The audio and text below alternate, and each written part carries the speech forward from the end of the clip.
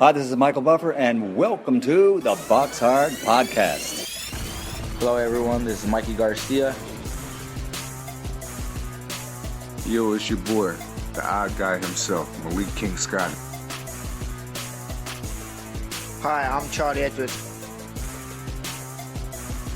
This is Fast Eddie Chambers, and you're listening to the BoxHard Podcast with my main man, Joey Coastman.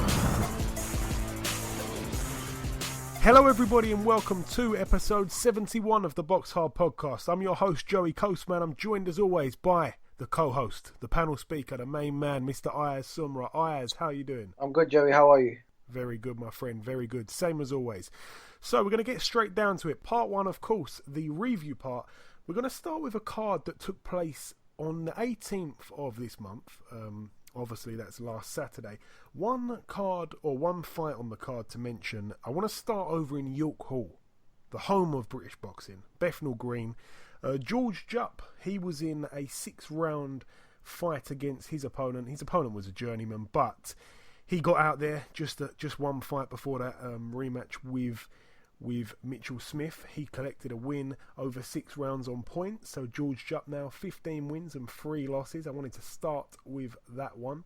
Now moving over to the Chase Center in Wilmington, Delaware, USA. Top of the bill, Roy Jones Jr., the legend, but also the man who's kind of burning away his legacy.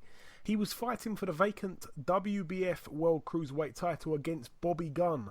Bobby Gunn, a man that hasn't had a professional boxing match for a few years, but whenever he's fought someone with, or someone of note, I should say, he's come up short.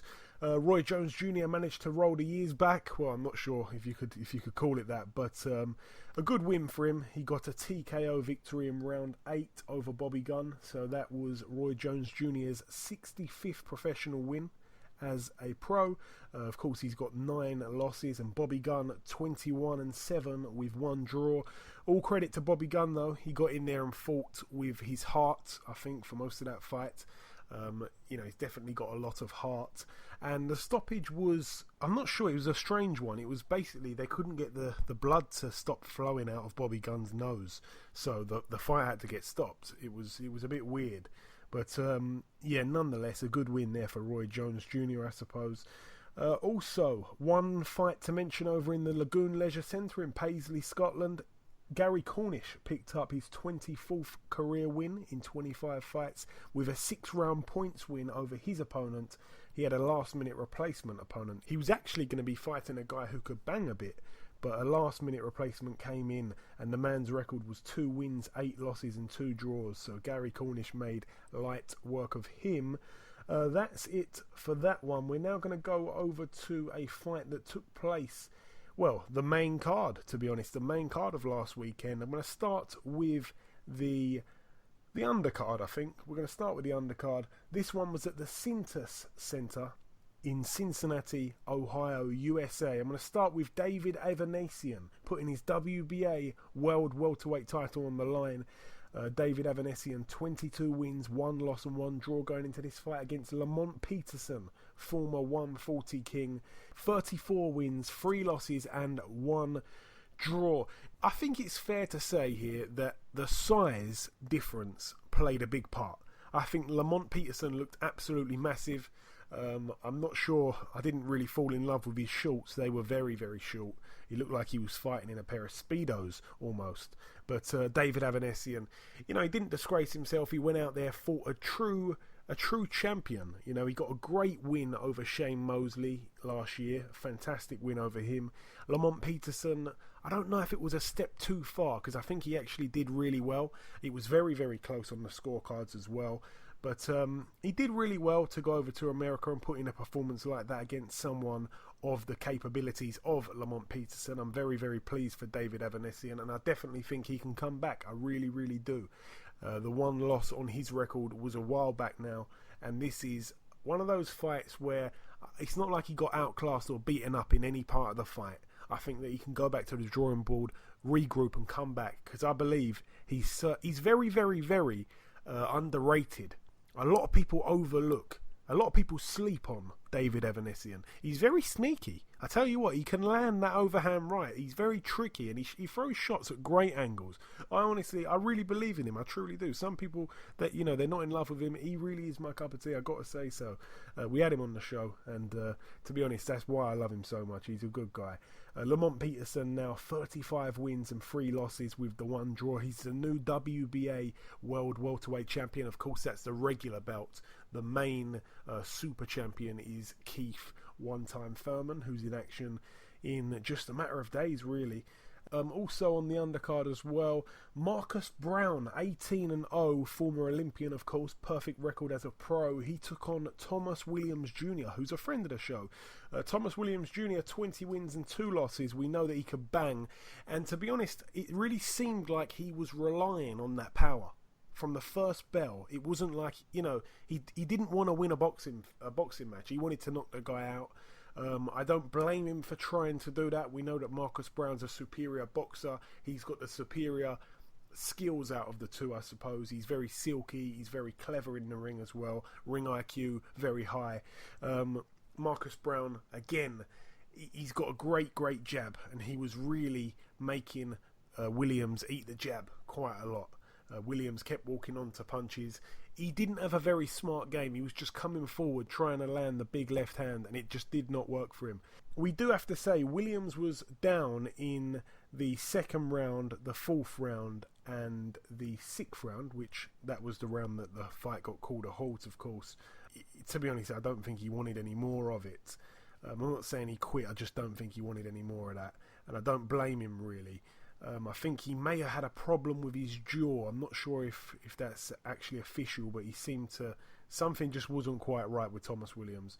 But he does always come to fight. And I will say, Brown was deducted 1 point in round 2 for hitting Thomas Williams Jr. while he was down.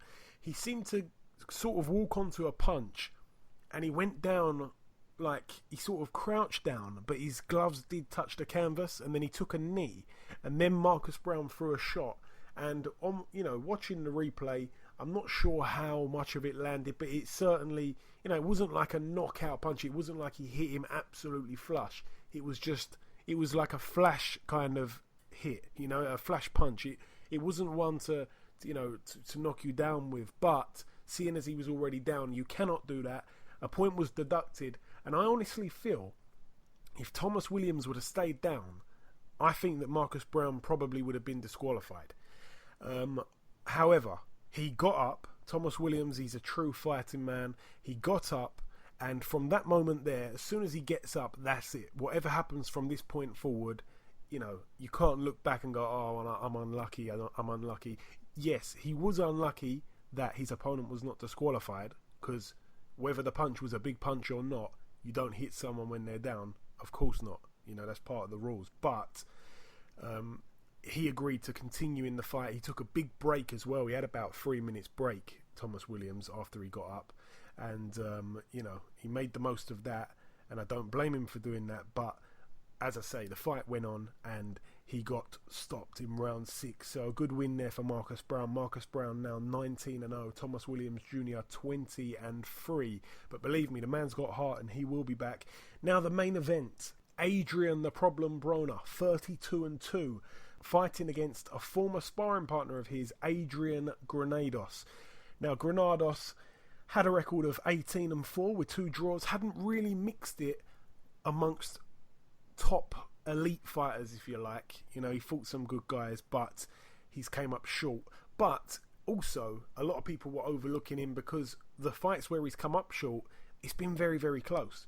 And I've got to say, Adrian Broner won a split decision. It was a very, very, very tight fight. Really, really tight. For me, I didn't actually score it. It was a 10-rounder as well, by the way. I didn't actually score it, but I think a draw was fair.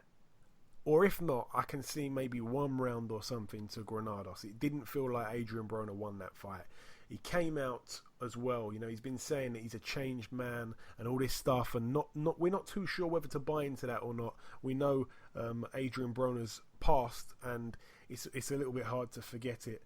But Adrian Broner came walking to the ring with a rapper, singing some rap song. I can't remember the rapper's name. He's a famous rapper now. And Adrian Broner was also wearing a balaclava, and he's dancing, and it's not role model material. It's not. So I'm not sure how changed he is. Apparently there was a big after party and he was buying everybody drinks. That's nice, but I'm not sure how much of a role model he is. However, he did actually do himself quite proud in the post-fight interview. He came across a little bit better than usual, but you just don't know how much of it is genuine. But yeah, in my heart of hearts, I think a draw would have been the right decision here. I went online and saw loads and loads and loads of people going absolutely crazy, saying it was a robbery. I'm not sure it was a robbery, but a lot of people really feel Adrian Granados got the job done.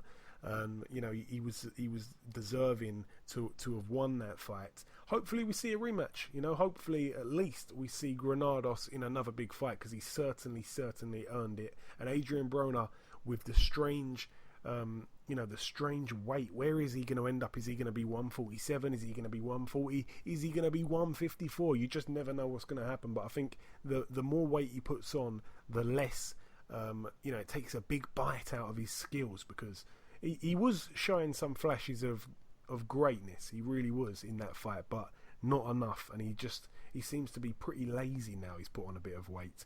But I got to be completely honest. That is all we've got for you for the reviewing. We've tried to whiz through it, but there was some real good fights on last week, especially that bill in Cincinnati, Ohio.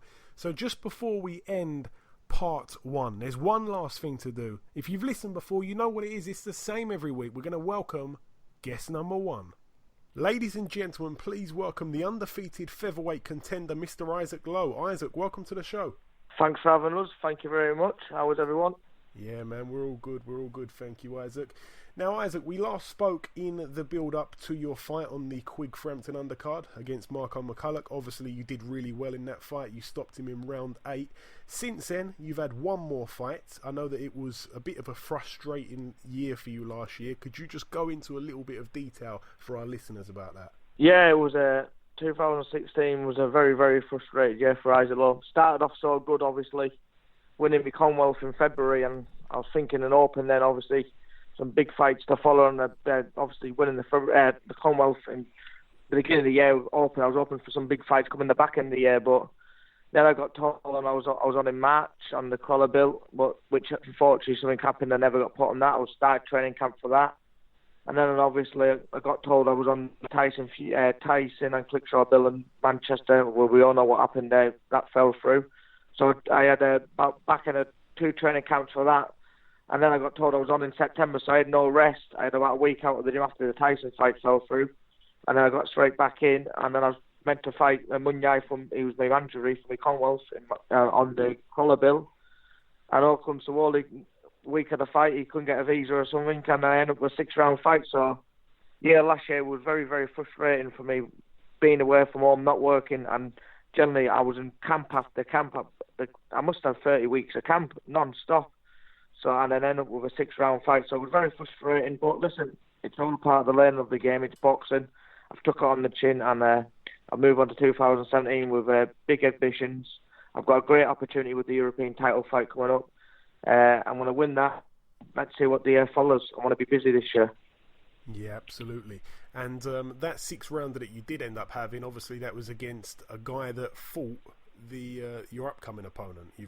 That's a common opponent for you both. You both took him the distance. You 6 rounds, and I believe your opponent, I think, took him 8, if I'm not mistaken. So yeah, let's talk about that European fight. In just over 3 weeks, you step in the ring against the also undefeated EBU European champion Dennis Ceylan.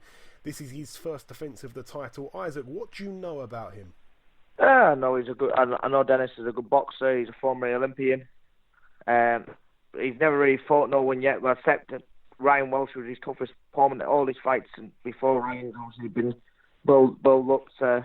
He done well against Ryan, but to be fair, in my eyes, there was things what I've seen, what I can pick on what Ryan never did. I mean, Ryan gave him a good fight, but there was things in that what I thought Ryan should have done to win with being away from one. We should have put the pressure on early and kept it on him more. But listen, it's part and parcel of boxing, different when you're in there, but he's definitely there for the taking. But as I said, he's good, tall, he's got good reach, he's a good boxer and he's got power, so he's got a bit of everything. I've got to be on my game to beat him, and I'm telling you, I'll be 100% ready come fight night. And you've never fought abroad as a pro. You'll be travelling out to his backyard in Denmark. Are you excited to be fighting away from home, or are you not so looking forward to it? No, I'm really excited, to be honest. I've always said since I started off pro, and every interview I've said the bigger the stage of what Isaac Lowe will get put on, the best you'll see of me. And I've been on big stages. I've boxed in front of 20,000s. I've been on the biggest shows with Quick Frampton. I've boxed like some crawler shows. I've been on Leeds Arena. I've been all over Britain really boxing in front of 10s and 20,000. So I've been in the big build-ups, and now it's my time to shine. It's my time for myself. So listen, when it comes fight night, once the belt goes, there's only me and him in the ring. It doesn't really make a difference who's there, and who's shouting, and who's not. So it's one thing that won't fit me, but it'll make me more push me more just to go over there and show them how good I am. I'm glad to hear you say that. And I also saw that you did like a head-to-head. Things got a little bit heated. He seemed to get under your skin, it appeared. What actually happened there? It was in like a dark room, and it all just started... Yeah, we was for a fight, and basically I was just telling him I wasn't... It was no ifs and buts. I wasn't trying to get into his brain. I wasn't trying to play mind games. I was just telling the truth. I'm coming over here on the 18th. Don't think it's going to be a big happy homecoming fight and an easy victory for you. You're going to be with me and have a happy party afterwards and happy Larry. So it's not going to work like that. I said, there's 15 other people you've got to pick before me, a voluntary. So you've picked the one wrong. And I was just telling him, you don't know what you're in for, and giving the word of advice, and he didn't like it. So when we got face to face, I was telling him, and he pissed me off. So I just gave him a push and show him, let him know I'm not here to play games. I'm not going to take a check and go back over home. I'm going over there to smash his face in, and I intend to do that. Yeah, absolutely. And with a lot of talent at featherweight here domestically, you know, you've got the likes of yourself, as we mentioned, Ryan Walsh, Josh Warrington, Kid Galahad, the list goes on, Quigg, Frampton, Selby. Do any of those mentioned there whet your appetite for like an all-British clash, or are you just fully focused on winning the European strap and getting some defences in? Listen, I've only just turned 23 last month. Yeah. I'm only 14 fight novice, if you want to know the truth. I've achieved so much at the meantime with getting me Coldwell from that, obviously going to win this European. But listen, I've always said I want the biggest fights out there, and that means me fighting Carl Frampton, Scott Quigg, or Josh Warrington, or any one of them. You name it. Do you know what I mean? Apart from Josh Warrington, I shouldn't say Josh Warrington really, because he's my gym mate. I didn't mean to say that. He would go mad at me for saying that. No, but apart from all them other British lads, I, if the money's right, I will jump in with anyone. I've always said I'm here to give the fans what they want. Good fights, good entertainment. I'm at one for boring fights. Whoever gets the belts, I'm hunting down. So if it means me having an all British fight, I'll have an all British fight. If I have to go to Germany, or I have to go to New Zealand, I'll go wherever I have to go to get them belts. Good stuff. And whenever that we speak to someone who's close to Tyson Fury, we have to ask when the last time that you spoke to him and how's he doing. So I just want to ask you, when was the last time you spoke to him and how's the big man doing, Isaac? Yeah, Tyson's doing good. I was on the phone to him a couple of days ago. He's all doing well. He's having time out with his family at the minute in time. Obviously, he deserves a bit of time out for what he's been through and stress and that. But yeah, he's all good. His mind's getting back in frame and he's getting back out. Well, he's back out. He's focused. He's happy again. He's enjoying life like a young man like he should do. So yeah, I think Tyson will be back in the ring in the very near future. But as I said, at the meantime, he's just concentrating with his family and enjoying life. And that's the most important thing. I want to ask you about a couple of other fights, Isaac. I want to ask you about... Well, I'm going to ask you about the heavyweight clash coming up at the end of April. I've got to ask everybody about this. I'm going to give you my opinion on this fight first, and you can tell me what you think. Anthony Joshua, Vladimir Klitschko. Obviously, Vladimir Klitschko was the man to beat in the heavyweight division. Tyson Fury went and done it. Now, with Tyson Fury's absence, for me, there is no man to beat. So I kind of give that title back to Klitschko. I think that's the fair thing to do. So for me, I think that Klitschko's still the man to beat without Tyson Fury. I think Joshua, for me, in my eyes, is the underdog for me. But yeah, I agree. It doesn't work like that. I totally agree. I totally agree with you too. He was the man to beat, and but now this is the bullshit what gets on my nerves now. You promoters say and people say if Anthony Joshua beats Klitschko, it's the world greatest fight ever. He's down for the greatest ever and this and that. But I'm not being funny. He's already been beat. Tyson took his reputation from him. So the man to be the best is Tyson. Do you know what I mean? And all this bullshit was going around, saying if he beats him and that he's made history and he's all-time British great. Well, what happened to Tyson? Like, Tyson never beat him. Like, no, it must have been an invisible man who beat him. So that piss taste. The man to beat in the heavyweight division is Tyson Fury, and you know that, and anyone who knows boxing is. Yeah, I have to agree entirely. And also, another heavyweight fight coming up. We're waiting for some kind of announcement on it. Hughie Fury against Joseph Parker, an interesting one. Obviously, we're not too sure which country it's gonna be set in, but that's a fight that I think Hughie can win. I think it's very important where the fight happens, though. What's your take on that one, Isaac? It's a very, very, very, very big achievement for Hughie. Hughie's only 22 years, just turned 22, fighting for the world title. So it's a very, very big fight. And yes, it's definitely a fight Hughie can win. But as you were saying, I think where the fight happens will be most crucial. New Zealand is a long way away with travel-wise, so they'd have to go over there early. But I think if the fight got made in the UK or wherever it's at, I'm not saying in the UK, I think Hughie's got a great chance. He's got all the ability to beat it, boxing-wise, strength-wise. A lot of people underestimate Hughie's boxing ability and how good he is when he's in there and how he uses his reach and he's powerful. So I would say it would be a close fight, but I would edge Hughie with it. But as I said, it all depends where it's at and where about the stage. Hopefully we get it in the UK and we get another heavyweight champion. Yeah, absolutely. We all hope so on that one. And finally, Isaac, the final question for you now. You don't have to tell us if you don't want to. I just wanted to ask you about your fight coming up. Have you got any kind of prediction for us? How do you think that fight's going to end? Isaac Lowe's going to win. Don't know how, but my hand's going to be raised. If it's stoppage, knockout, points win, I don't care. I'm coming back to Britain with the EBU European belt, I should say. And we're moving on for bigger and better things in 2017. Hope we get some big names. God willing. Okay, listen, Isaac, I want to thank you very much for giving us a piece of your time this week. Best of luck. Thank you very, very much for ringing up and for the interview, because not many has been in touch up to now, but thanks for thinking about me and give us a call. It means a lot. Hey, man. Keeping it's the fans updated. Pleasure, believe me. Best of luck for March 18th, mate, and we'll catch up soon afterwards. Cheers now. Thanks, people. Thanks for listening. Bye. Okay, now it's time for part 2 on this week's show. This part, of course, the preview part. But just before we get into that, we're going to talk to the man who's got the hottest boxing news in world boxing. I listen to a lot of other podcasts. So do other people. Everybody listens to other podcasts, but no one has got the news, the exclusive news, quite like Mr. Ayaz Sumra. Ayaz, bring us in with this week's news. I know that you've got a lot for our listeners. Scott Quigg has left Gallagher's gym and will now train at Freddie Works Wildcard Gym. Yes.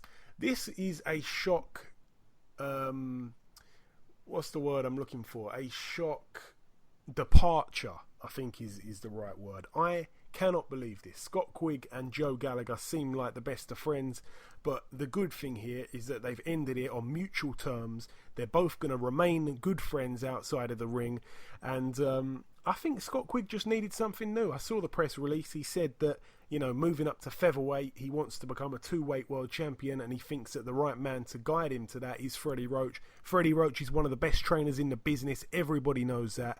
And it's going to be really interesting because I know that Joe Gallagher had, you know, he used to take Scott Quigg over to that wildcard gym for sparring many, many times. So it's a gym what Scott Quigg has sort of been there sparring, had a good feel of that gym on many occasions, and he likes that environment. He must like that environment. The good thing about this is we hear a lot of fighters these days changing trainers every other week, and they're going with a trainer that they really don't know that well. They've never been to the gym. You know, they don't really know what they're signing themselves up for. With Scott Quigg, he's been there, he's experienced it, he must like it, and I think that this is going to be an interesting move. I really, really do. Scott Quigg, I think that, you know, he's to be honest, a lot of people hate on Scott Quigg, and I don't really think it's fair. You know, he was moved correctly to get hold of the title. We all know that, but in my honest opinion, he's very well-rounded as a fighter. He's technically sound. With the added intensity that I think Freddie Roach gives to his fighters. He makes them very offensive fighters. He makes them very attacking. He kind of neglects the defence sometimes. He doesn't really teach too much of that. But I tell you what, if Scott Quigg can be a bit more exciting, it's going to make for some great, great fights. And I hope that is the case. But we wish Joe Gallagher, Scott Quigg, and Freddie Roach the best of luck with what they're going to be doing this year. Because it's a brilliant year of boxing. It really, really is. And some great surprises have already came out this year. Ayaz, the next piece of news, please. Yes. Lee Selby will return to action in a non-title bout on the David Haye vs Tony Bellew undercard. Yes, it's only about 10 or so days from now till the fight.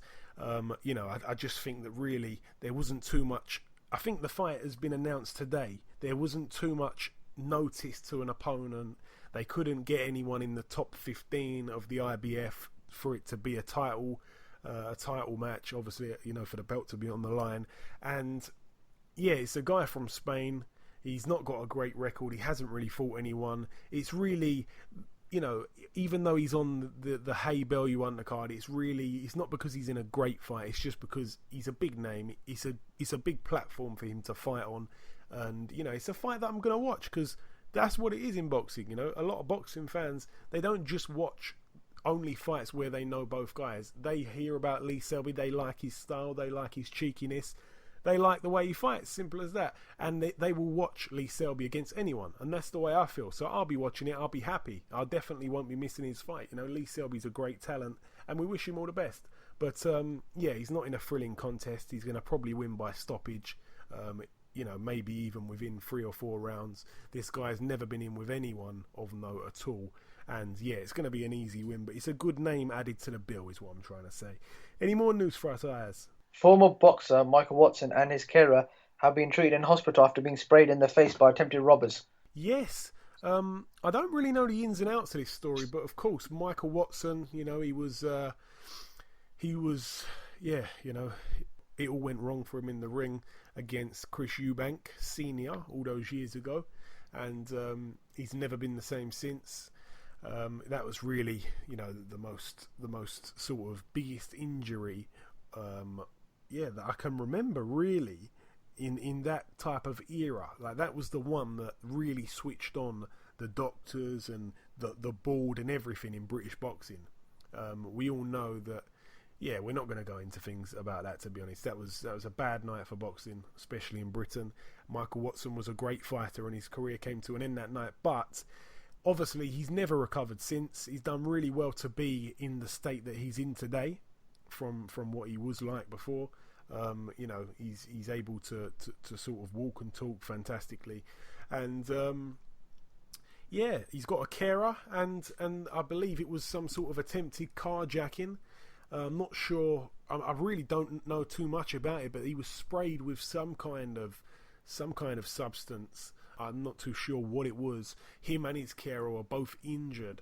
I've seen that Michael Watson's put out a tweet just to basically say, or to reassure everyone that he's okay. That's great news. That's the most important thing. I don't really know too much about the follow-up.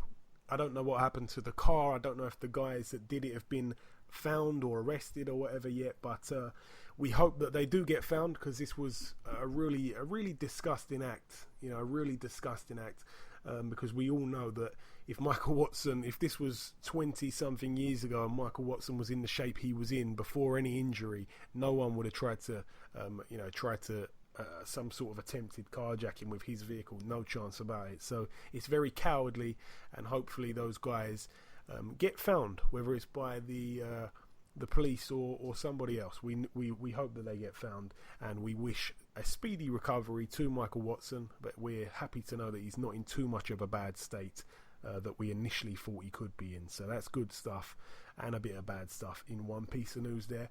Ayaz, is there anything else for us? Frank Buglioni has joined Matchroom Boxing. Yes, he joined them earlier this week. I believe it was Tuesday. I think it was the 21st of February, if I'm not mistaken. And I believe the same day he picked up an injury in sparring. So, Frank Buglioni, I believe he was set to fight. I'm not sure when the date was. I think it was sometime in March he was set to fight. I don't think it was the Haye. I don't think it was the Haye Bellew undercard, but he was definitely supposed to be on one bill. But he's picked up some sort of injury, and that was going to be his first fight with Matchroom. That's now not happening. But, you know, on the brighter side of things, he signed with Eddie Hearn and Matchroom. So it's a good thing, because since Frank Buglioni left Frank Warren, because he was one of their biggest name fighters, I'm not saying he's one of their best fighters, but I'm saying at the time he had a great fan base. He lost that fight where he got stopped by that guy who they were calling the Brit Basher, Sergei Kamitsky. He lost that fight. I remember being ringside for that. That was horrible. He lost that fight by knockout, and ever since then he kind of went on like a downward spiral. And then he got the crack against Chudanov, and he did really, really well in that fight, despite from losing it. And you know, he did himself proud. And then after parting ways with Frank Warren, he teamed up with Steve Goodwin, and Steve Goodwin had a bit of a stable, and he's got a bit of a stable. He's actually doing really well at the minute, Steve Goodwin, but he doesn't have any kind of TV contract. And I always felt straight away that Frank Buglioni was a little bit too big for Steve Goodwin. And I don't mean that with any disrespect. I mean it because Frank Buglioni was already an established name, and when he signed with Steve Goodwin, I just couldn't imagine him fighting in small hall shows off of the TV.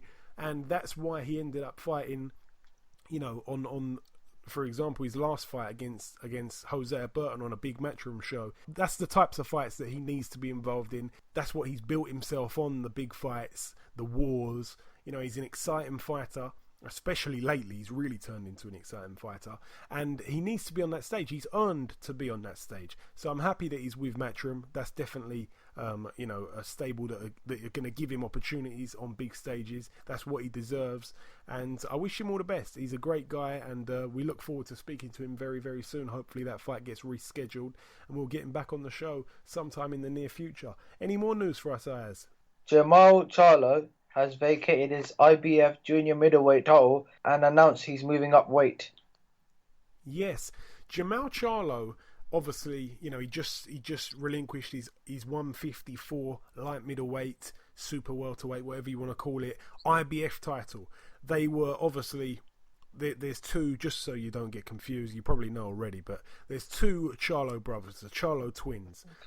We've got Jamel and Jamal. Jamal was the champion first. He was the IBF champion, and then recently, just last year, Jamel Charlo picked up the WBC. They were both light middleweight champions of the world at the same time. It was incredible. They're both brilliant fighters. They really, really are. Jamal Charlo, who we're talking about here, has relinquished the title. He is seen as the better of the brothers, to be honest. He's seen as the more talented brother. The 154 division, I've talked about it many times on this show. It's very, very stacked with talent. There's a hell of a lot going on there. It's very hard to pick up a title. And we also look up at middleweight, and we look at Gennady Golovkin, and we kind of say to ourselves, no one is in his level at middleweight. Danny Jacobs is the closest thing to it. Billy Joe Saunders maybe a little bit just behind that. But really, Gennady Golovkin's in a league of his own. Well, now, I've got to be honest, I don't want to jump the gun. He hasn't even moved up to middleweight yet. But I want to say this. Jamal Charlo is so good that I really think if he moves up to middleweight and looks, you know, near on as good as he looked at 154, he can really, really test Gennady Golovkin. I truly, truly believe that. I think that he's a brilliant fighter. He really, really is. And of course, in his last fight, he absolutely decapitated Julian Williams, who's a real good fighter, Mr. J. Rock Williams. And that was just a brilliant win. So that was his kiss goodbye to the 154 division. Well, I will say this as well, Ayaz. I just want to throw this out there for some of the people that haven't maybe thought of this already. Kell Brook, even though he's penciled in to fight Errol Spence, and it's, you know, it's supposed to be happening, remember, he's rated highly with the IBF. Eddie Hearn has got a good relationship with the IBF. He wants him to move up to 154. What title's just gone vacant? Bingo, the IBF. Who knows what's going to happen? Is that fight going to happen now? We will have to wait and see, but I think it definitely makes it interesting. But yeah, we definitely wish Jamal Charlo all the best of luck. He's a great fighter, and if he goes up and fights, he might even fight someone like Billy Joe Saunders. He can straight away be considered one of the best middleweights without even fighting. I know that's a bit controversial, but he's so good, and I think he can really test some of those top guys. So providing he doesn't look, it's providing putting on those 6 pounds doesn't curve his game at all, then I believe he is going to be a force to be reckoned with at 160 for sure. Is there any more news for us, Ayaz? No, that's it. Okay, thank you very much, Ayaz. Some great news there. It truly was. And now we're going to move on to the preview part of the show where we preview the fights this week just before they happen. We're going to give you our thoughts and our views on some of the fights that are coming up this week. So on Thursday, the 23rd of February, tonight, Dmitry Bivol over in Russia puts his interim WBA World Light Heavyweight title on the line against Robert Berridge. Robert Berridge having a record of 29-5 with 1 draw, and Dmitry Bivol, the champion, with a record of 8-0. He's very, very highly rated though, believe you me. Also, tomorrow night, the 24th of February, Friday, of course, at the Centre Videotron in Quebec City, Quebec, Canada. Elida Alvarez, who has a record of 21-0, he's taking on Lucian Bute, who has a record of 32-3 with 1 draw. This is a 12-rounder at light heavyweight, this one, so Lucian Bute moving up to light heavyweight for this. Elida Alvarez, he's a good fighter. He seems to be a promising prospect. Lucian Bute, the old tricky cat, he's been there, he's done it, he's got the t-shirt for sure. Both guys from Quebec. This is a huge fight in Canada, this one. Everybody's talking about it over there. And we know that Bute, the only thing about this fight that gives me a bit of a question mark and stands out to me is the fact that it's up at light heavyweight. If it was at super middleweight, you've got to give Bute a chance. I think that nobody really beats Bute easily. We've seen him in there recently against Bellew, Jack and James DeGale. Those fighters, even though I was just going to say they both won. They both should have won, that was for sure. James DeGale getting a win, of course, and Bellew Jack getting a draw. But they did not have that fight, or those fights, all their own way, despite most people believing that they won both the fights, James DeGale and Bellew Jack. They did not have it all their own way, hence the draw coming out. I know that it was a bit controversial, as I say, but you can't give a draw in a fight. There's absolutely no chance of a draw. He didn't even win a single round. He won quite a few of those rounds between those two fighters. So he's not a walk in the park for anybody, even at this part of his career. And the only thing that stands out for me is that it's up at light heavyweight. So it's going to be interesting. But I tell you what, if Elida Alvarez can get a good win here, it makes a big, big statement. Doesn't matter if it's at light heavyweight. Doesn't matter where it is. Nobody beats Lucian Bute easily. And if he can stop him, boy, oh boy, that's a real statement. That's it for Friday. We're now going to go over to a fight that's happening in the Spectrum, Oslo, over in Norway. Cecilia Brækhus, 29-0. She is putting her WBC, WBA, IBF, WBO and IBO World Female Welterweight titles on the line. That is truly remarkable. She's got every world title, even down to the IBO. She is brilliant, okay? She is fighting Clara Svensson, who has a record of 17-1. As I said, this one's over in Norway. Cecilia Brækhus, trained by the same man who trains Vladimir Klitschko, Mr. Jonathan Banks. It's a 10-rounder, of course, with 2-minute rounds. So 10 2-minute rounds. It's at welterweight, as I said. Cecilia Brækhus is a great, great fighter, so she definitely gets a mention on our show, as she always does. All of her fights we mention. So a lot of love going out to Brækhus and JB, of course.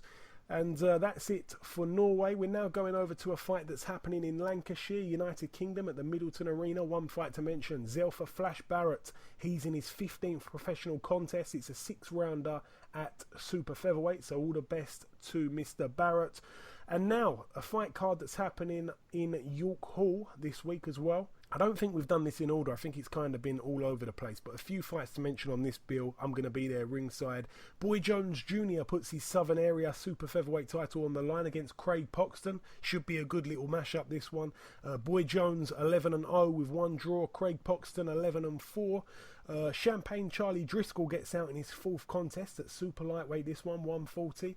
His record at the minute, a perfect 3-0. He takes on Reese Saunders. Lerone Richards, he gets out again in his 6th professional contest. His opponent hasn't yet been announced. It's a 6-rounder as well at light heavyweight.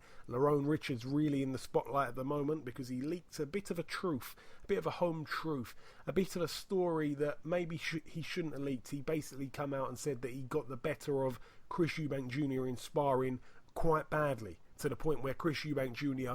really wanted him to get back in the ring to spar more, and that shows the heart of a warrior. It truly does. But Lerone Richards got the upper hand over him in sparring, and that's been a bit of a talking point, and that has made a lot of people excited to see what his career is going to be like in a couple of months or years time, we should say. Lerone Richards, all the best to him.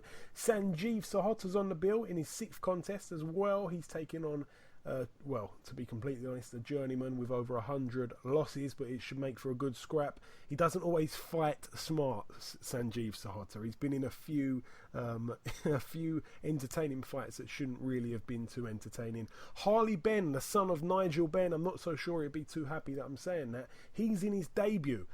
We were supposed to see this about a month ago, but for whatever reason his paperwork wasn't submitted correctly, so he didn't end up fighting. We only found out a couple of hours before his fight was supposed to take place. So he's in a 4-rounder at super middleweight here against a guy who has a record of 2-2 with 1 draw, so not too bad for his first fight. Harley Benn, he looks very good, by the way. I've seen a couple of clips of him in the gym. His footwork looks pretty good. He was only shadow boxing, but he looks quite fluent with it, which is very good to see.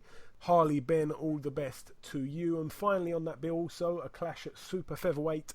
Archie Sharp, he's actually a fighter that I've got a soft spot for. I do like his style, it's pretty exciting. He's in his 7th contest, but his opponent yet to be announced. So all the boys getting out in York Hall, Bethnal Green this Friday, and it's great. I'm going to definitely go down there and show them a bit of love. And these guys are going to be the next big things in the UK boxing scene for sure. A couple of fights to mention over in the Pechenga Resort and Casino in Temacuta, California, USA. Saul Rodriguez is on this bill in his 22nd professional contest. His record at the moment, 20 wins, 0 losses and 1 draw. He takes on Oscar Bravo over 10 rounds at super featherweight. Oscar Bravo 22-6. Good little fight, that one. Andrew Tabiti's also on the bill as well. This one's up at cruiserweight. Tabiti with a record of 13-0. He takes on Qantas Graves, who has a record of 11-0 with 2 draws. So 2 fights to mention there. A couple of fights also to mention over in the National Stadium in Dublin, Ireland. Steve Collins Jr. on this bill, looking to get his 10th professional win. He's in an 8-rounder at cruiserweight against Pablo Sosa. Luke Keeler also on this bill. He takes on Lewis Taylor over 8 rounds at middleweight. That's really it for Ireland. Now the big one of this weekend, I think it's fair to say, over in the Ice Arena in Hull, Yorkshire, United Kingdom, top of the bill, Gavin McDonnell fighting for the vacant WBC World Super Bantamweight title. His record at the moment, 16-0 with 2 draws. He takes on Rey Vargas, relatively unknown banger, 28-0 with a hell of a lot of knockouts. I can't remember how many knockouts now, but both men undefeated. Somebody's always got to go, as I like to say. Gavin McDonnell stepping it up truly to a level that he's never boxed at, at all. Rey Vargas doing pretty much the same. He hasn't really fought anybody of the calibre of Gavin McDonnell at the moment. This is an intriguing fight, as I say. Rey Vargas is feared. He's the banger. Gavin McDonnell, very, very feather-fisted, in all honesty. A good boxer, though. Likes to, he's smart when he keeps it long. And it's going to be intriguing, it really is. We wish Gavin McDonnell all the best. We definitely do. We're going to leave really most of the talking to Dave Coldwell, that we should be speaking to very, very shortly. So we wish him all the best of luck this weekend. We truly, truly do. We're definitely behind him. Also on that bill, Luke Campbell putting his WBC silver lightweight title on the line against Jairo Lopez. Jairo Lopez 21-6. Luke Campbell 15-1. It's a decent fight. Really and truly, I want to see Luke Campbell avenge that loss to even Mendy, to be honest. That's the fight that I want to get up for. But Luke Campbell is a good talent, of course, we all know that. Tommy Coyle also on the bill. He takes on Rakeem Noble. This is actually going to be a pretty good fight, this one. Tommy Coyle 22-4, Rakeem Noble 11-1. Tommy Coyle was supposed to take on John Wayne Hibbert, I remember, just before, or just the other side of Christmas, just last year. That fight didn't end up happening, so I know he'll be itching to get back in there. Ryan Burnett's also on the bill in his 16th professional contest. He takes on a man called Josafat Reyes. Also on the bill, Dave the White Rhino Allen. We was going to get him on, but this opponent is not of any note really, so we will definitely speak to him when he's got his next fight scheduled. Dave Allen, 9 wins, 2 losses and 1 draw, but I tell you what, he's better than his record suggests. He has had some seriously tough fights in the last few months. His opponent, Lucas Rusiewicz, he should definitely get the job done here, Dave Allen. Definitely look out for some kind of Muhammad Ali shuffling. You know he's definitely exciting. Maybe not boxing-wise. Sometimes he can stink the place out, and he'll be the first one to admit it, but you're definitely going to see some funny antics from him, as always. Saw a picture of him early this week, posing in a blazer. Looked very smart in his blazer and trousers with a Burger King crown. So that was good to see. That's it for the UK. We're now going over to the final bill. I believe it's the final, but no, we've got 2 more bills to mention. This one over in the Legacy Arena, Birmingham, Alabama. Top of the bill, Deontay Wilder, 37-0. He takes on Gerald Washington, 18-0 with 1 draw. This one's for Deontay Wilder's WBC Championship of the World. Deontay Wilder, a man with fearsome punching power, really, really, really scary, frightening power. Gerald Washington, again, hasn't really fought at that level. Deontay Wilder, he's sort of fought at that level, I suppose. Even though it's world title level, he hasn't really fought some live opponents. Gerald Washington, obviously undefeated. Again, both guys undefeated. Somebody's always got to go. We had Gerald Washington on the show last week. He seemed very, very confident.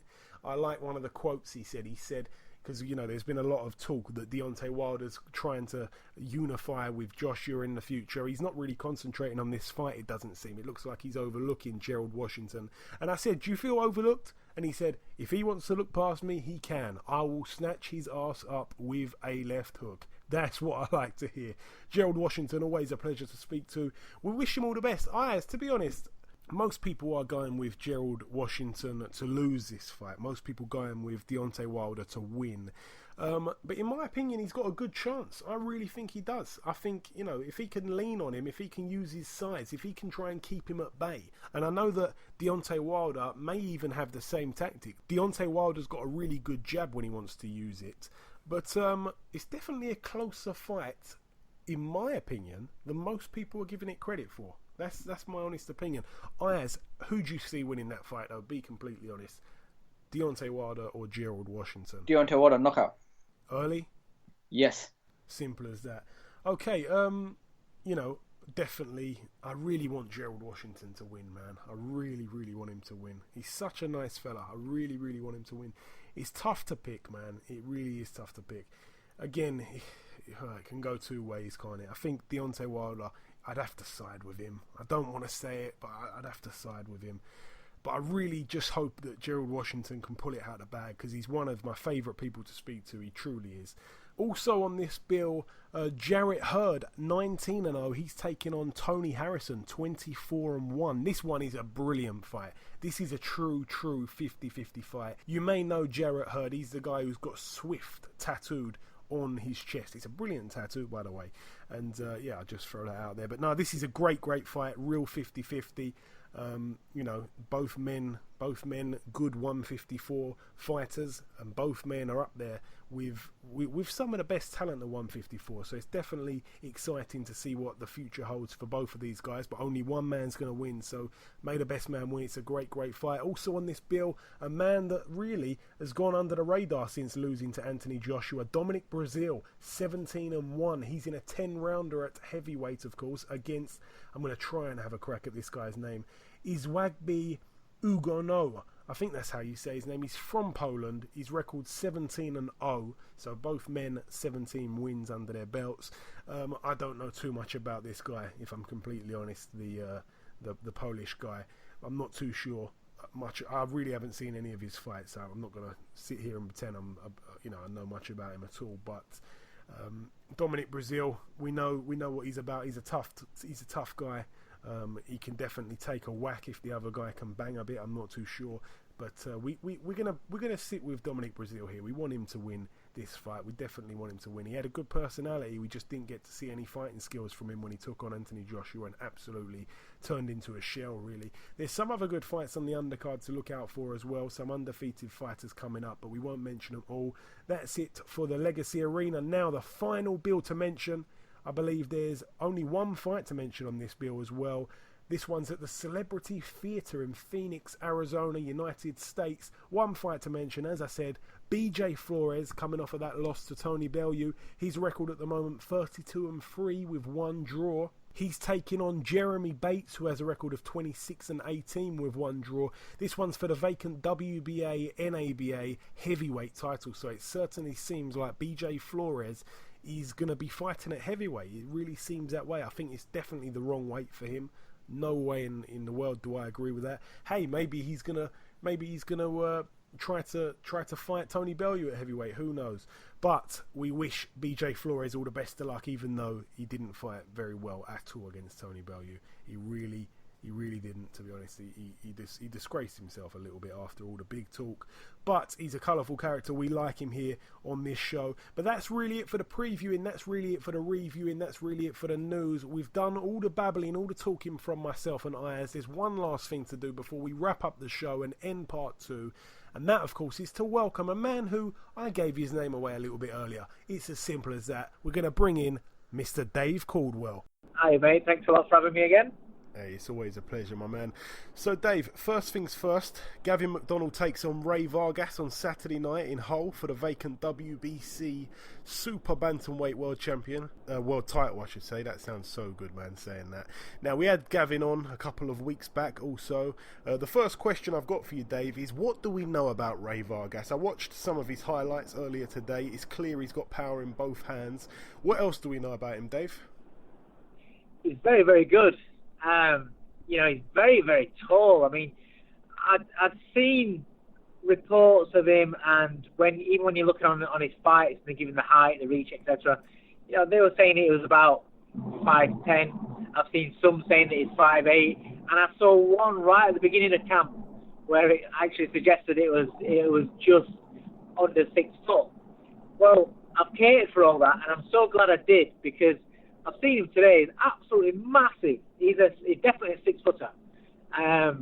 So I don't know. He had a bit of an insult on his trainers. He had 6 wedges on his trainers, so he maybe have a little bit height on that. But yeah, it looks about a 6 foot to me. But he's very, very fast-handed, more importantly, and he can pop, like you say. He can punch with both hands. He rips his left hook underneath. He loves his straight right hand. He's a good fighter, very good fighter. But, and it's a big but, is the fact that he can be hit. And anybody that can be hit isn't invincible. And the fact that he's been hit and he's been dropped, that again shows him that he's not invincible. So, we're not talking about an unbeatable fighter here. We're talking about a very, very good fighter, a very, very good prospect. But a prospect, nonetheless, that's not been tested yet. Yeah, I think that's fair to say. I mean, as we said, he throws a lot of shots. He likes to dig in with that left hook to the body. Obviously, Gavin isn't known as a power puncher. No. I believe that Gavin could time him and counter him when he throws all these shots, because he seems to throw them a little bit, not too cautiously. He seems to just go a bit wild in some of what I've seen. As I say, Gavin doesn't hit too hard. Do we see Gavin dropping him at all? Is that possible? Well, this is the thing. Gavin's not really a banger, but some fighters are actually not big punches to the head, but the body punches take an effect on their opponents. And I put Gavin in that sort of category. Gavin's now, in sparring and how he's progressing in these fights, he's becoming a very good body puncher. And when he focuses on that, then he actually does get results. Whether it's the sharp, fast-punching guys, they tend to just get a little bit more ragged, a little bit more tired, and a little bit slower through to the shots that he's landing on the body. He's got to really not get into a shootout with his kid up top, And when the guy's flying over trying to throw big bombs at Gavin, he's got to stay composed, stay sharp, and pick his spots to go underneath and take out the steam out of him. Make him a little bit more ragged and make it down the stretch where he starts struggling a little bit. Because let's be honest, we can all do 12 rounds at our own pace. Vargas, when he's done the 12, has been at his own pace. Gavin's fought, right from the start, he's only had 18 fights. And because he's not had any amateur background, and when you look at Gavin, it doesn't look like he does anything particularly well. He doesn't look like an outstanding fighter. And so everybody that gets in the ring with him believes that he's not that good. You're getting, when you're looking at Vargas and him on the way up, he's a celebrated prospect, good amateur pedigree, blazing a trail as he's starting off. And then the guys that are getting in with him are guys that are going in there just to, give it a go. And once they realise that he's too good for them, they're happy to try and go the distance and not get hurt. Now, there's a big difference between fighting them kind of guys and fighting a guy that's in there that's there genuinely to win. Gavin McDonnell's in there to win. He's not going in there to give it a go. He's not stupid. He's not like an Olympian or a celebrated prospect where Eddie's, going to give you an umpteen chances to keep bringing him back. We're talking about a brother of a kid that's a champion that's not really one of the most popular fancy sort of media champions that we've got over here. So he sees them further down the pecking order. So Gavin's got to grab this opportunity with both hands. So he's in it to win it. Now, when you get in the ring with Gavin McDonnell, although from the outside it doesn't seem as though he's that good, everybody's getting out saying he's better than what I thought he was. And we're having good fighters that have been sparring with him have all said the same thing. He's actually better than what I thought he was. And they're seeing the improvement in him as, you go from one camp into another camp or one spar and then a few weeks later another spar. They're seeing the improvements in him. And that's a key factor, that is, because we've got a fighter here who's improving all the time, under the radar. He's your kind of kid that gets forgotten about, but just keeps going about his work. Yeah, that's 100% bang on. So really, just in a nutshell, in your opinion, obviously knowing both styles, I know that you would have definitely studied Vargas. What does Gavin McDonnell have to do to win this fight on Saturday night? Well, I'm not gonna give the total game plan away and say exactly what we're doing. I don't know if Team B can understand that much English. I don't know if they'll be listening. I don't know. But he doesn't have to throw just for the sake of it. Sometimes Gavin's guilty of just throwing when he's out of range and opening himself up and leaving himself up to get caught with counters. But he can't do that against a rangy, big punching, fast-handed fighter. He's got to be clever, pick his spots, pick the right shots, and his punch selection has been very, very good in sparring. He's been throwing the right shots at the right time. That's really, really important. But he's got to be concentrated for 3 minutes of every round. And again, one of Gavin's faults in the past have been where he switches off, gets caught with a silly shot, and then because he gets caught with a silly shot, feels that he has to go straight away and walk straight back into another one or two shots. And that's where, he can undo his good work. He could be chipping away, doing some good work, and then letting the other man straight back in. Now, he's learned in this camp not to do that. And, I'll say it again, his body punching has been fantastic. His straight right hand is so much more improved. He's an improved fighter. And whereas normally in the past he's guilty of being looking slow and being a little bit slow, pushing his punches, now he seems to be quicker out of the blocks. We've worked a lot on him being quicker out of the blocks. He's never going to be an explosive puncher, but he's more explosive in the fact that his shots are coming out from start to finish quicker. And that's very, very important when you're picking your spots and when you're in a fight like this. And, the main thing is as well, that you've got to remember as well, is Vargas does leave gaps. Even when he's throwing his shots, he leaves gaps. And at the end of the shots, he leaves gaps. And the guys that have although, they're just single knockdowns, I've seen him drop twice, they're not guys, when you look on their record, you think, oh yeah, well, he can bang. They're not guys that statistically point out the fact that they're big punchers. So, Gavin McDonnell could drop him with a single shot. And the way that he's been throwing his shots, it won't surprise me at all. What he's got to do, he's got to keep his composure. And all this where all of a sudden he's got the media being interested in. Sky Sports coming up to the gym, interviewing him. Not his brother, they're here for him. Sky Sports News, here for him. ITV, BBC even put something together on him. Now, all these sort of things, even his brother hadn't had all that sort of attention. You know, all of a sudden, he's getting this sort of attention. Media workouts, press conferences. It's a big thing. And now he's got to free his mind from dwelling on that and thinking, wow, this is big, this is huge. For me, it's only huge and it's only a massive night and a massive fight if he wins. Because it's the same thing I said to Tony Bellew for Goodison. Everyone was going on about, and it was his dream, his dream night, Goodison Park fight for a WBC world title. Well, Hull on Saturday night, fight night, fighting for a WBC world title, Gavin McDonnell's dream. Well, it's not his dream night unless he wins, because if you get beat, you don't remember that night, family. It's not a dream scenario. It becomes a nightmare.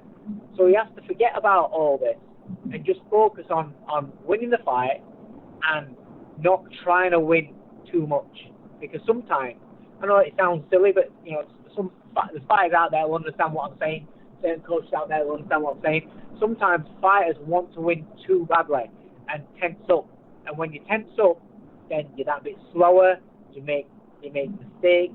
You're that bit more open, and you're not as concentrated. And he can't afford to slip up. He has to be the best Gavin McDonnell that has ever been. Yeah, absolutely. In order to win. Sorry, go on. I didn't mean to cut you off. Go on. Yeah, no. In order to win, he has to be the best Gavin McDonnell that has ever been. And everything has been done, and he made the choice. I asked him. I said to him, listen, this is what you're looking at for boxing in Mexico, but you're going to be boxing considerably less if you box over here. But it's about whether you want to win or not. If you're in it, you've got your opportunity, and you're like, oh, it's the biggest payday I'm going to get. Because let's be honest, his pay packets have been peanuts. He's not earned any money out of the game, So he could have cashed out. But Mexico, I've got a young family, get the biggest purse possibly out there, and give it my best shot. But it was a case of, look, you're not the biggest puncher.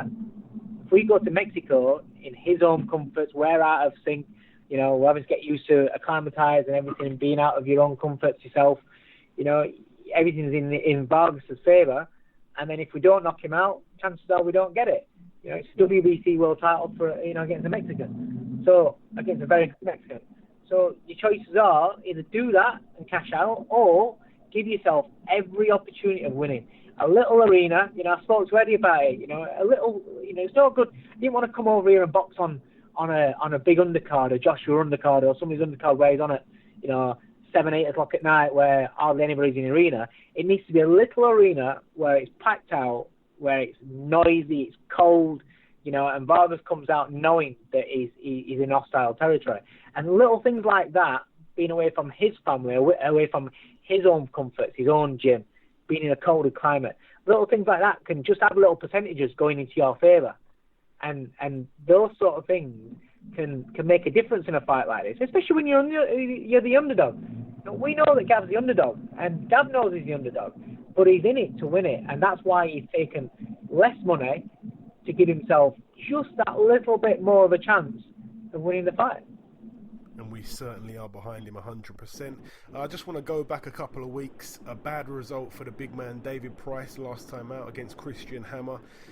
I know it's a little bit tough to say at this moment, but where does he go from here? Because it's certainly, I gave my opinion, to be honest, on the fight but the week after when we did the show, and it seems like, it seems like at that kind of European level, it's hard for him to find his feet. I don't know if it's mentally, I don't know if he just got bad stamina, I don't know what it is. I'm not sure you're going to tell us what it is if you know what it is, but where does he go from here, Dave? It's hard to see a way back, really, at this stage. What's very hard for people to understand is that you can only see what you see on Fight Night. That doesn't tell you the story of everything that coming up to Fight Night, coming up throughout somebody's career or anything.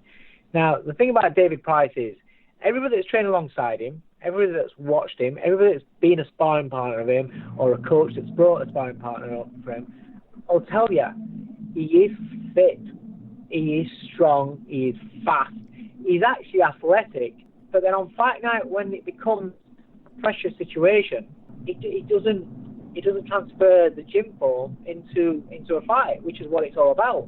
Some fighters look $1 million in a gym and can't reproduce on fight night.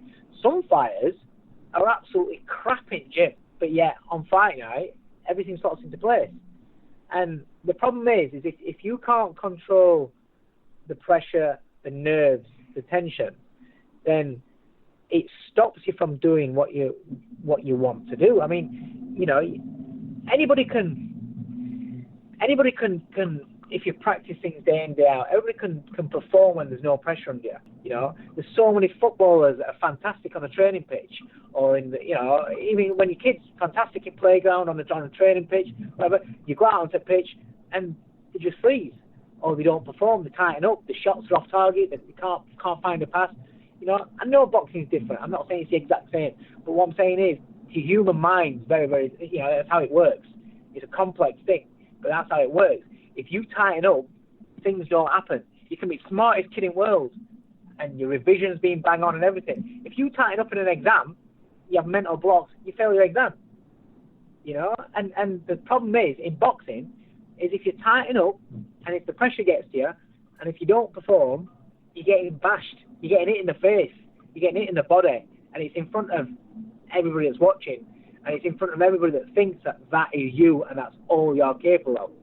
You know, and it's not, unfortunately, it just is on that night. And Price is, for me, is too nice a fella. It's too lovely a human being. He doesn't have any spite about him whatsoever. He doesn't have that little bit of devilment about him, you know, and unfortunately, he can't control his emotions, the pressure, whatever it is that comes on fight night that fighters feel. Every fighter feels it. Every fighter has that moment where they start doubting themselves, where you build up your opponent into Superman. It can be a journeyman on your pro debut, but you're building up to be Superman. And when you get in that ring on your pro debut, you're tense, you're nervous. Majority of fighters are tense, nervous. Majority of amateurs that have trained for years and they have the first first amateur fight, they'll all remember the first set round. They'll be going back to the corner after the first round, absolutely goose, thinking, how am I going to do another 2 rounds? That's not because they're not fit. That's because of nerves, you know. And that's unfortunate. That's how it is. And if you can't control your nerves into a positive aspect, into a positive way, then it's a negative, and then it can destroy you. And with Pricey, whatever his issues are, then you know it's something that he's got to try and figure out. And it's not that he's not fit. It's not that he doesn't train. You know, it's just that on fight night, when pressure kicks in, he reacts a certain way, and he will tell you that himself now. You know, as long as he can accept what happens to him and what's going to happen in the future, he accepts whichever path he wants to go down. As long as he's at peace with himself about it, then that's all that matters. I'm not interested in if he's going to box again. You know, he's my mate. He's been my mate since he signed for Haymaker way back. You know, his daughter and his family I've known since Haymaker days, and you know we're friends. So I'm not really bothered about whether he boxes again or not. I just want him to be happy. I want him to, whatever he does in his life, just be happy, because he's genuinely one of the nicest human beings you can meet. And all these people that are gloating and loving the fact that his life, his boxing life, is in tatters. And it's not just now. It's when he got beat before. All the same again. Love to take the piss, rip the piss out of him. They all love it. But you're doing that to somebody that's actually a really, really nice fella. You're not even doing it to somebody that's got an edge about her. You know, I can understand where, you know, if you're talking about fighters that are controversial or fighters that have got opinions, you know, fighters, whether you love them or hate them, some fighters have got opinions and got personalities. And if you've got a big personality, then some fans aren't going to like you. That's how it is. But Price, doesn't say anything controversial, doesn't give anybody any shit. He is what he is, but he's always had crap from people when things have gone wrong. And it's just, you know, it's just so sad to see. And I'm not bothered about boxing and what he does in boxing anymore. As long as he's happy with his life, he goes forward, does whatever he wants to do, that's the most important thing, because he doesn't deserve shit. You know, he's somebody that gave it his best, came up short, that's it. He still won a bronze medal in the Olympics. He still won British and Commonwealth titles in the pros. He's still featured topping arena shows many times. He's still won a lot of fights, and he's still one of the most popular fighters that there's been for a long time. So regardless of anything else, for me, I think in comparison to so many people in boxing, so many people in life in their own chosen fields, I think he's done a pretty decent job, and he's ended up doing all right. Maybe he's not achieved his full dreams, he's not achieved his potential, he's not achieved what he would have hoped to have done, but he's still done a good job. Yeah, definitely. And it's sad to see people knocking him, especially as you say. I completely agree with what you're saying.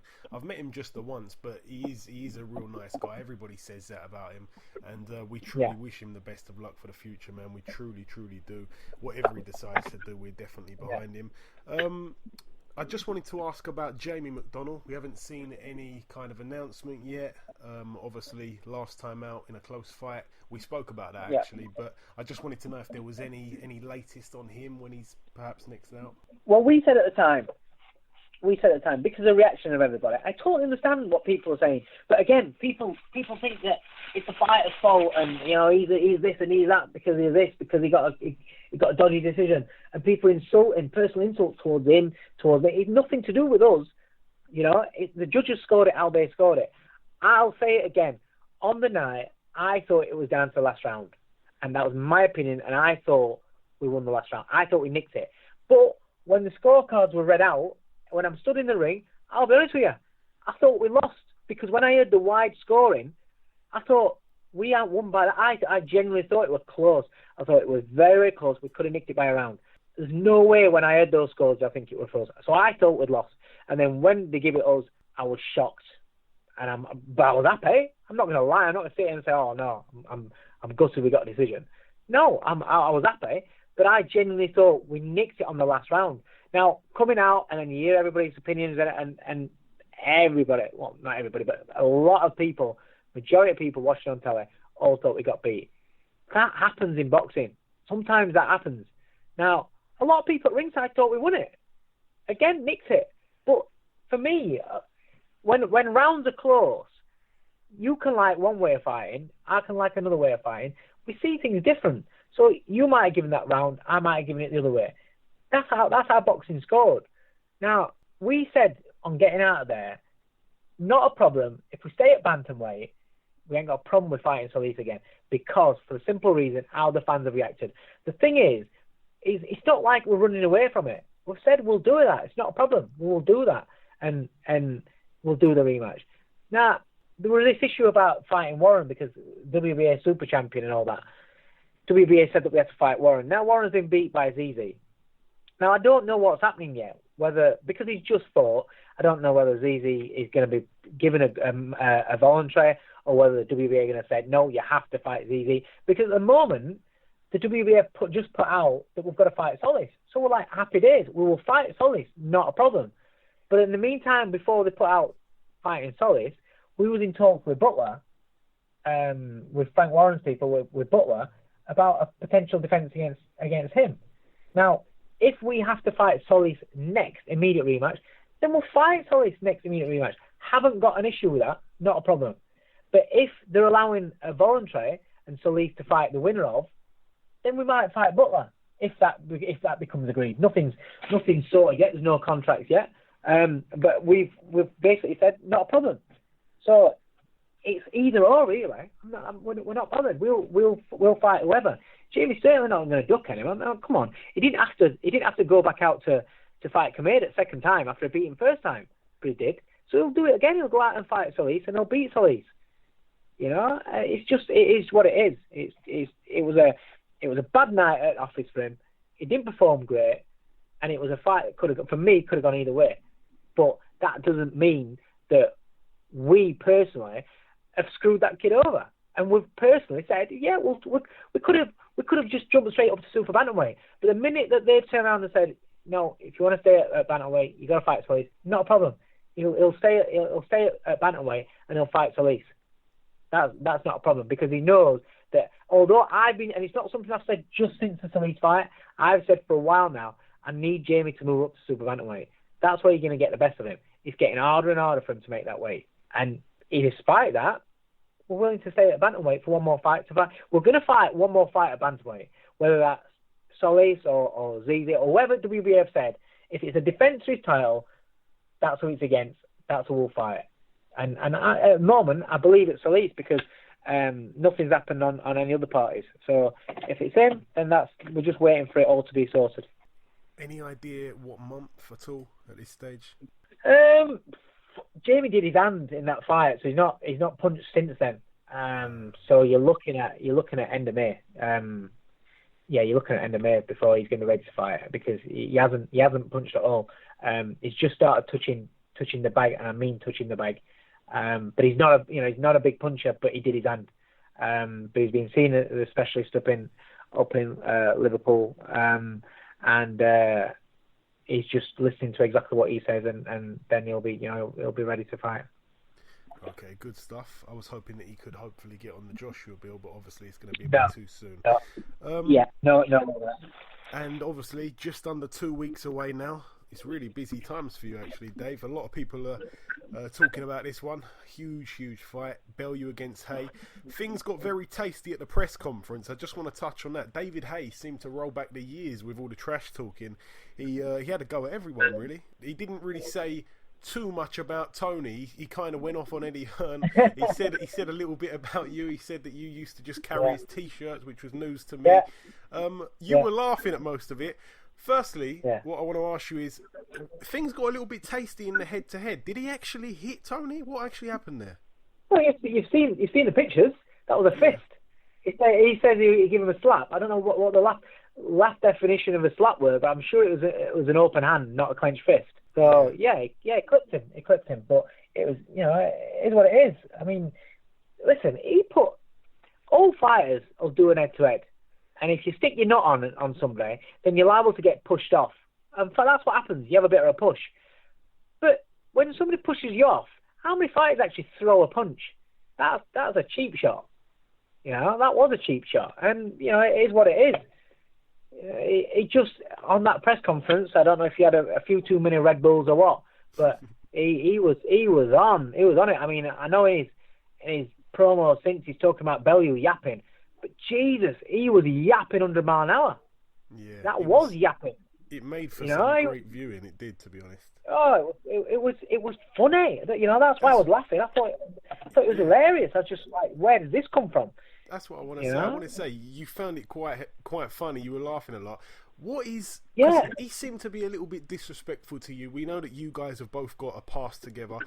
What are your feelings towards him now? Do you dislike him? Nothing whatsoever. Listen, he's on a personal level. There's absolutely nothing there. There's no. He's insignificant to anything.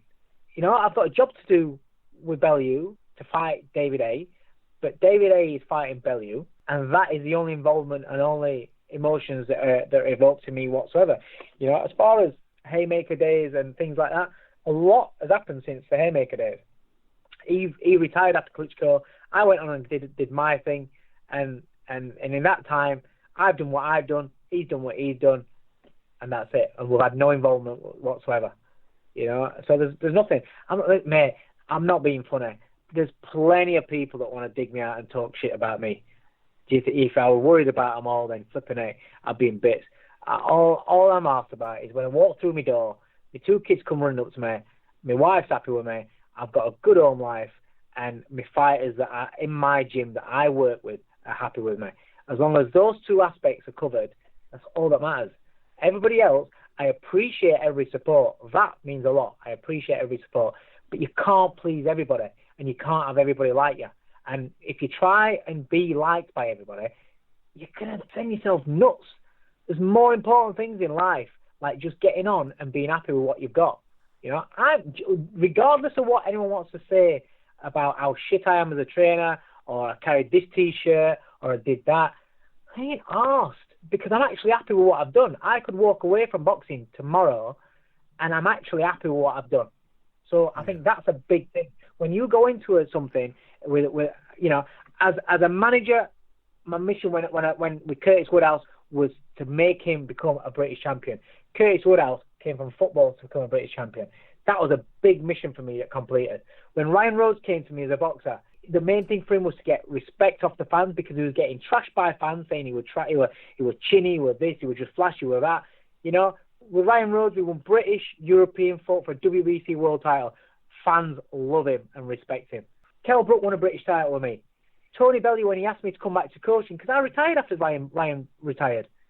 You know, Kell Brook came to me, Tony Bellew came to me, asked me to train him, said the goal is, come on, let's win a world title at cruiserweight, step up to cruiserweight, win a world title. That was the mission. We've cracked it. I've done it. He done it. We did it. I don't need to do anything else.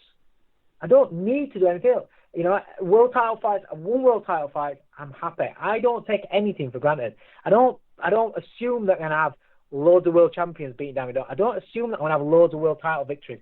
Every time I win, I'm so thankful we've had a win because it can always end the next run. It can always, you just don't know. And everybody around me knows that that's the way I see it. Everyone goes on about what a great year I had in 2016. But I had a good year in 2015, 2014. Just every year's got better. Then 2016 was a fantastic year. But I didn't get carried away with it because I look at the first 3 fights I've got in 2017, they're tough fights. And you can't keep on winning when you're boxing at this sort of level. So you have to take each win as you know, you treasure each win. And you never take anything for granted. And I don't take anything for granted. So I'm not really asked what people assume about me. I know what I do. My fighters know what I do. And you know, and it is what it is. And Dave, I want to ask you basically two questions in one here. Firstly, the WBC situation with Tony obviously moving up to heavyweight. I haven't seen anything announced about that yet. I don't know if he's missed it. Sorry, go on. No, Breedis and Hook are fighting for the I think it's the interim or whoever fights. Well, whoever wins that fights Tony next. Right. Okay. So the WBC are obviously allowing him to keep the title while he moves up. Yeah. Okay. Yeah. Good stuff. Obviously, we've seen David Haye. He seems like he's. I don't know. Obviously, he is training, but he seems to be. We've seen him on yachts. We've seen him in jacuzzis. Yeah. Don't buy into the bullshit. He's training hard. He in the gym. He's training hard. What kind of training he's doing, I don't know. Not fussed, but he's training hard. And the stuff for the yachts and stuff like that, he loves all that kind of stuff. You know, it is what it is. That's his personality. It's not going to make any difference to his training. He's training hard. He's doing what he's got to do. And then I believe that he's giving off this image that he's not training hard, so people can say, in his eyes, if he goes and knocks out Tony Bellew, he can turn around and say to everybody, look, I weren't even training hard, I was partying with my mates, and I still went and knocked him. Look what I'm going to do when I take Joshua seriously. That's what he's doing. His end game is Joshua. That's what his end game is. And if he can make it look as though he's been devastating in this fight without even trying, then, you know, when he turns around and says, I'll take Joshua seriously, I'll be locked away, this, then everyone's going to say, oh, he's going to knock out Joshua. And that's what he's doing with that. But conversely to that, should Bellew knock him out and derail his little plans, then he's got a little excuse there saying, do you know what, I was partying, I was doing this, doing that, knocking about my celebrity mates, I was just messing about on the yacht, I didn't take him seriously. That's the only reason why Tony Bellew beat me. So it's a clever little ploy from him. Yeah. Listen, David Hayes always been about smoke and mirrors. Don't let that fool you. No, of course. Final question now, David. Tony Bellew obviously taking on David Haye. We talked about the build-up and the antics and all that. The fight now. What does Tony Bellew have to do here? Obviously, a lot of people, and you can't blame them really, a lot of people going with David Haye in this one. Of course. Listen, in boxing, there's so many fights that there's been where nobody's given somebody a chance, and they've pulled off an upset.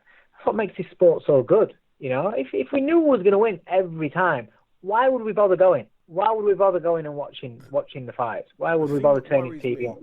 The one thing that stands out to me, sorry to just cut you off, but where he hasn't been at cruiserweight for too long. Obviously, I know as an amateur he fought at the higher weights, but where he was at light heavy, and obviously he was killing himself to get there, but he's only sort of just gone up to gone up to cruiser, and now he's taking the jump. It's almost like he's jumped up 2 weight categories very quickly. That's the only thing that stands out to me a little bit. My honest opinion is the weight will have nothing to do with who wins this fight. David Haye's power and his speed are the factors, are the dangers, not his weight. Not his weight. You're talking about jumping up to a weight division. Is Haye one of the big heavyweights of the division? No. Right. Is when he boxed last time out at about 16 stone, did he look fast, explosive, athletic in that, and physically, did he look great at about 16 stone? Which is 16 stone. Let's remember these days as a heavyweight is small, is light as a heavyweight, isn't it? Right. Yeah, so at 16 stone, I'm asking you, at 16 stone, did he look fast and explosive and sharp and athletic like he normally does? Dave, you're trying to stick it on me. This is my show. No, I'm asking you. No, I'm asking you your opinion. Do you think he did at 16 stone? No, right, okay. So let me talk. So what I'm saying. So what I'm saying then, at 16 stone, which is it's still a small heavyweight, but it's big. He's not at his best. So he's not going to be at that weight. He's coming down to about 15.4, 15.5 maybe. He'll come down as light as he can do. He might even be lighter, but he's coming down in weight. So he's not going to be a monster heavyweight. Now, Bellew weighs in at 14 stone 4. He walks around a lot heavier than that. He trains in camp heavier than that. But he fights on the weigh-in on the Friday at 14.4. Just like a Kell Brook or weighing at 10.7 doesn't mean that he trains, he spars, he does everything at 10.7. No, he doesn't. He does everything heavier. So the actual weight isn't an issue. It's about the abilities. It's about David Haye's ability in speed and power, and whether that is still there, whether Bellew can take it away from him, and whether Haye can take what Bellew has to give him. And obviously, David Haye, he came out and basically said, I'm faster than Bellew, I hit harder than Bellew, I'm more elusive than Bellew, everything. He basically said there's nothing that Bellew does better than me. That one, I think, sat well with a lot of onlooking fans. I think they kind of thought, he's got a point here. What does Tony Bellew do, or can Tony Bellew do, better than David Haye? March 4th, you'll see. If Bellew goes in there and does what he has been doing and what he needs to do, then March 4th you'll see. But this is boxing. One thing that Bellew that I think people should know, just by seeing from the past, one thing is Bellew can fight. David Haye can't fight. He's not a fighter. He's a very, very good boxer, a very, very good puncher, but he's not a fighter. So if this fight becomes a fight, that's one thing right there that Bellew does better than Haye. Fair point. Anything can happen. We'll have to wait and see. But may the best man. Listen, this is boxing, and boxing is littered with upsets. Boxing is littered with fights where we've all said he's got no chance. He's going to get knocked out. This is going to happen. Blah blah, and then they've turned up trumps. It's happened. You have these massive punchers, and if you don't get rid of them in a couple of rounds, what happens to them? David Haye's peak after 2 rounds starts getting ragged, David Haye is a heavyweight when he comes out bombing after a couple of rounds. Even against John Ruiz, come out like lightning, blasting him. Then there was a little sticky patch in middleweight, looking a little bit tired. Just the fact that Ruiz just kept plodding forward and walking into everything. He's fine if you can keep hitting somebody. But what happens if you don't? What happens if your timing is just that little bit out because you've only had about 3.5 minutes worth of work in about 6 years, in 5 years? What happens if your timing's a little bit out? And what happens if you just keep, keep missing? What happens if you start tiring? If you used to get tired when you're in your peak, why aren't you going to tire when you're 36, 37 years old, when you're getting old? Don't get me wrong. The other thing is, and it's actually in our favour, is Tony Bellew and myself, we fully understand that we could walk out there round 1, and if Bellew gives it to him and Haye lands on him, it's over. You understand that? So when Bellew gets hit with his first big shot, it's not a shock. It's not a shock. There are fighters out there that will understand what I'm saying. When they don't think somebody can punch and they hit them for the first time, they get hit for the first time, and they think, oh shit, that's harder than I thought. Well, we're not going to be thinking that because we're expecting the David Haye of old. We're training for the David Haye of old. The explosiveness, the sharpness, the fast, explosive, bombing fighter. We're expecting that. But I guarantee you he ain't got that in for 12 rounds. I guarantee he ain't got that in for 12 rounds. If he doesn't get rid of Bellew early doors, he's getting smashed. Okay, simple as that. But listen, like I say, the best man shall win. It's an intriguing fight. Obviously, it's captured the public's imagination. The fight week's gonna be very, very good. I know that there's a press conference coming up on Monday, so yeah, we'll leave it there, Dave. We've spent a decent amount of time with you there. Listen, Dave, it's always a pleasure. I think that I believe we've had you on the show more than any other trainer, so that speaks for itself. Best of luck for Saturday night. Best of luck for March the 4th, and we'll catch up sometime soon, my friend. Thanks, mate. Cheers. Thanks for having me. Okay, now it's time to draw this episode to a close. This has been the 71st edition of the BoxHard Podcast. I've been your host, Joey Coastman. Ayaz has been on fire. Thank you to our two guests, the undefeated featherweight Isaac Lowe and the high-flying trainer and manager David Coldwell. Best of luck this weekend to Gerald Washington and Gavin McDonnell in particular. Both guys are part of the BoxHard family. We wish them the absolute best of luck. God willing, they both become WBC world champions come Saturday night. As always, it's been a pleasure making this show for you. We've come a long, long way since we started off, and we honestly couldn't have done it without the support from not just the boxers we've interacted with, but mainly the listeners that have been so loyal to us. I honestly appreciate each and every one of you. Enjoy your weekends, stay safe, and we'll see you next week.